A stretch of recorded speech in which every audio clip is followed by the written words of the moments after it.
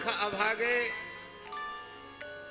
विषयी कामी लोलुप पुरुष कहते हैं कि हम तो तुम्हारी हंसी पर बिल्कुल न्यौछावर हो गए हैं। हम आपसे पूछते हैं हंसी है क्या?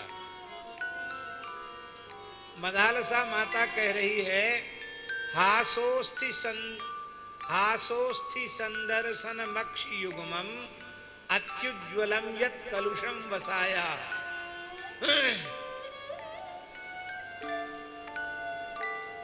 हास क्या है, हंसी क्या है?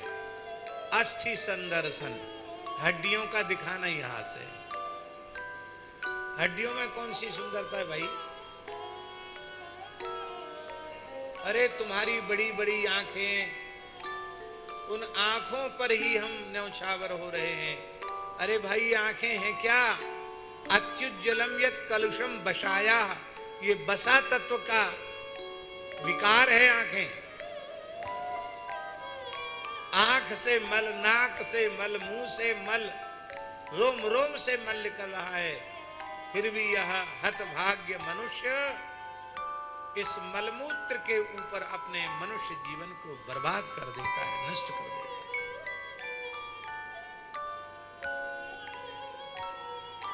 वैराग्य से मन का निरोध हो जाता है।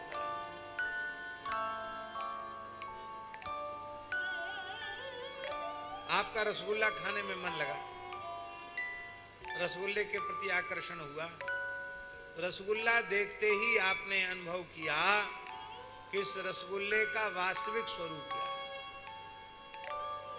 बाहर बढ़िया सफेद सफेद दिखता रसगुल्ला, और उसको मुंह में रखो,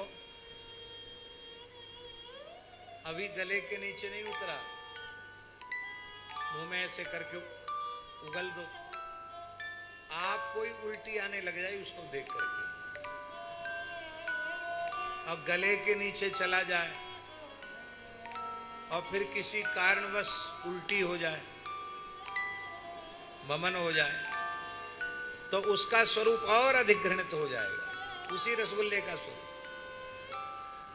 और मान लो वमन नहीं हुआ, पच गया, तो जब शौचालय में जाओगे तो उसकी अंतिम परिणति मल के रूप में होगी। लड्डू, गुलाब जामुन, रबड़ी, पुआ, इनको देखकर हमारे मोहड़े में पानी आता है। इसी में हम मुख में इनका स्वरूप क्या होगा, गले के नीचे उतरने पर इनका स्वरूप क्या होगा, और फिर बमन के रूप में इसका स्वरूप क्या होगा, और अंतिम परिणति इसकी मल के रूप में होने वाली है।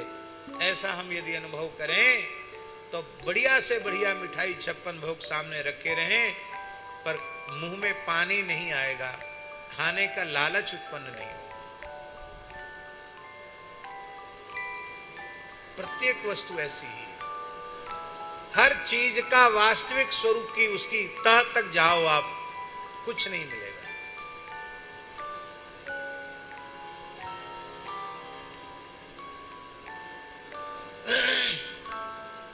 केले का पेड़ देखा है, केले का वृक्ष, भगवान ने क्या बढ़िया फिनिशिंग कर रखी है उसके तने पर।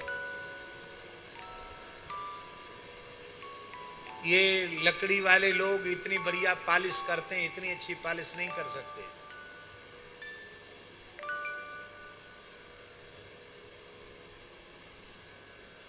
पर उस केले को छिलके पर छिलका उतरता चला जाएगा, सार कुछ नहीं मिलेगा, चमक केवल व्यर्थ की चमक है, और ऊपर वाली चमक से भीतर वाली चमक और ज्यादा है, लेकिन वो भी सार ही नहीं, उसके भीतर भी सार नहीं।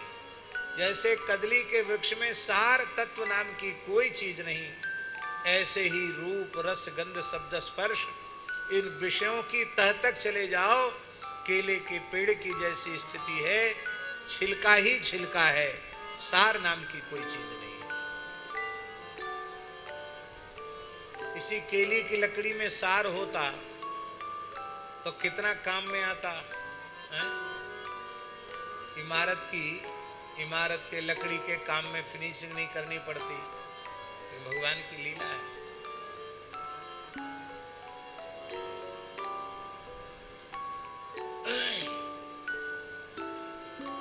मन का लगना वहां माना जाएगा जहां लगने के बाद मन लौट कर नहीं आता है। इस लौकिक पारलौकिक भोगों में उत्कृष्ट से उत्कृष्ट रूप रसगंध शब्द स्पर्श की ओर मन जाएगा, किंतु वहां अधिक समय तक ठहर नहीं सकेगा। अंत में लौटकर वहां से आ जाएगा, हट जाएगा। केवल भगवान ऐसे हैं जिन भाग्यशाली जीवों का मन उन भगवान में लग गया, फिर वहां से लौट कर नहीं आता है। हम लोग तो अपने मन को भगवान में लगाने का प्रयास करते हैं। एक गोपी यमुना जी के किनारे अपने कलश को उल्टा करके पद्मासन से बैठी थी, शांभवी मुद्रा में बैठी थी। देवर्षि नारद जी वहां से निकले तो नारद जी ने देखा कि ये तो कोई महायोगिनी है, एकदम पद्मासन में शांभवी मुद्रा में बैठ करके ध्यान कर रही है, तन्मय होकर के ध्यान कर रही है। नारद जी देर तक खड़े रहे। बाद में नारद जी ने अपनी थोड़ी वीणा की झंकार किया। उस देवी ने नेत्र खोले, गोपी ने कहा, तुमने ये योगासन कहाँ से सीखा है, किसका ध्यान कर रही थी? तो उस गोपी ने कहा, अरे नारद जी, ध्यान नहीं कर रही थी, मैं प्रयत्न कर रही थी कि मेरे मन में जो नंदनंदन घुस गया है, इसको मैं कैसे बाहर निकालूं।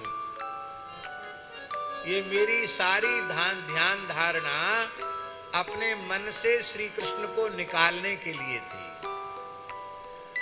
पर क्या करूं नारद जी, इतने प्राणायाम किए, अनुलोम विलोम, भस्त्रिका, उज्जाई, चंद्रभेदी, सूर्यभेदी, कितने प्राणायाम किए, कितने योगासन किया, सब कुछ किया, लेकिन फिर भी मैं सफल नहीं हो पाई। मेरी हालत दूसरी है। कैसी हालत? एक जू मेरी अखियन में निसी दिवस रहो करीबों, गाय चरावन जात सुनो सखी, शोधो कन्हैया कौन। आंख बंद करती हूं तो श्याम सुंदर भीतर दिखाई पड़ते हैं, आंख खोलती हूं तो बाहर दिखाई पड़ते हैं। मैं क्या करूं? नारद जी ने वही गोपी को दंडोत करी, वाकी परकम्मा लगाई, बोले हमें मिल गया यथा ब्रज गोपी का नाम। प्रेम कैसा होना चाहिए श्री कृष्ण में, जैसा ब्रज गोपियों में। आप कहेंगे ये कथा आपने क्यों सुनाई? हमने इसलिए सुनाई कि जिसका मन लग जाएगा फिर लौट कर संसार में नहीं है।